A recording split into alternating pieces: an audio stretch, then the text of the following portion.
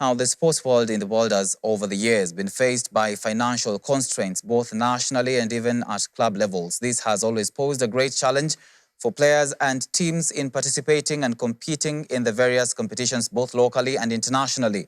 However, over the years, the sports fraternity has continuously received goodwill in terms of financial aid from the corporate world. One such is Telco Company Safaricom, which in the last 20 years has pumped in 1 billion shillings to aid in fostering talent development in the country. Our sports reporter Joseph Maingi took some time with the head of brand experience at Safaricom, Zahida Suleiman, and has filed the following report.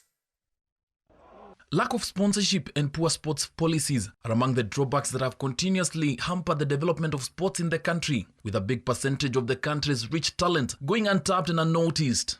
However, despite the drawbacks, the sports world in Kenya has continued to receive immense support from the corporate world.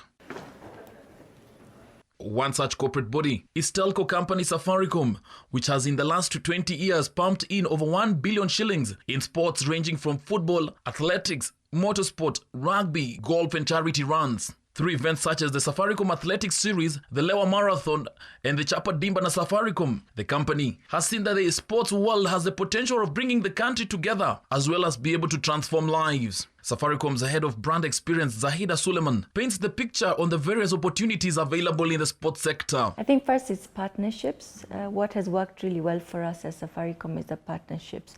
So leveraging on that, where somebody has a property, you come in as a corporate, you partner obviously to benefit your brand, but more than anything as Safaricom, we look at transforming lives. How can we use sport as a platform to transform the lives of those who are talented or have hidden talent, have not been able to showcase it, and therefore that sport gives them the ability to not only come onto a platform to showcase their talent, but also to even earn from it and make a living and then transform the lives of the people around them as they do that.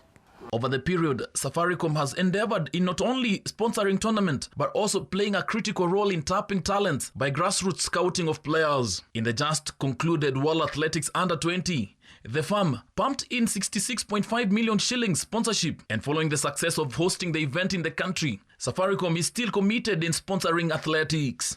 So I think at Safaricom, the strategy that has worked best for us is to go to the grassroots.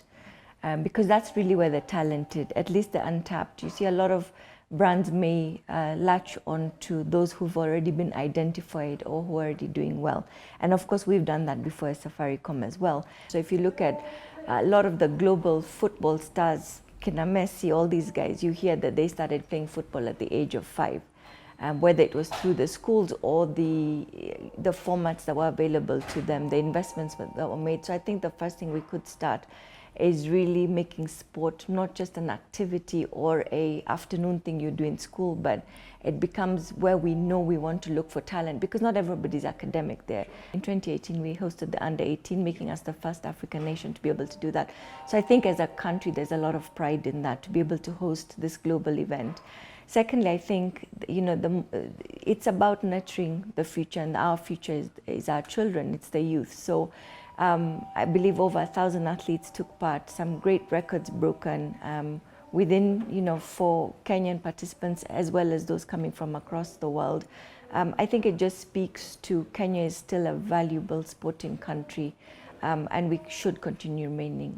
Now, with the COVID-19 global pandemic hitting the sports arena, with fans being barred in the stadia, Zahida believes that there is still hope in fostering a hybrid model. With the new challenges that the sports world has been facing, this has presented a space to look on a different trajectory by tapping in various disciplines like motorsports. We miss the fans in the stadium, even in the just ended World Athletics. I know one of the biggest things that we missed out on was the fans, the energy, the opportunity to engage over 60,000 people that love the sport.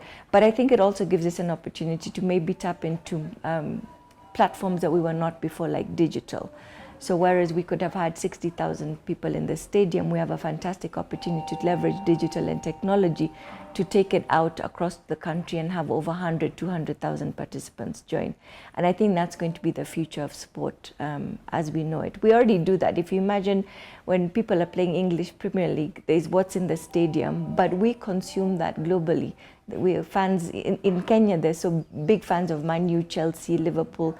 We consume it in a digital manner. So I think that's going to be the future of sport. So a hybrid model that allows you to engage in stadia and then through different formats. Over the years, the country's top flight league, KPL, has experienced an on and off sponsorship, with many calling on Safaricom to come through for the league. But what are the foreseeable chances in these? With millions of young and youthful Kenyans joining the various disciplines in sports, Zahida is calling on corporates to join in partnering with the sports world. Corporates, I know there's corporates who are doing new things like venturing into, golf for the youth. Other brands are sponsoring athletics at an early stage. There's brands that are doing basketball, swimming. So I think it's an element that's growing, and I encourage all other corporates and even anybody else who's got the potential to come in and partner with the sporting world. I definitely would say it's a great thing to do for your brand.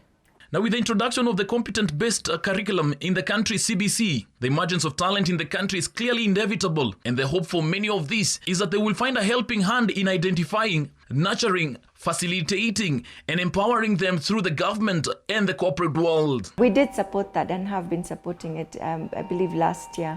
For Hope TV News Watch Sports, I'm Joseph Maingi.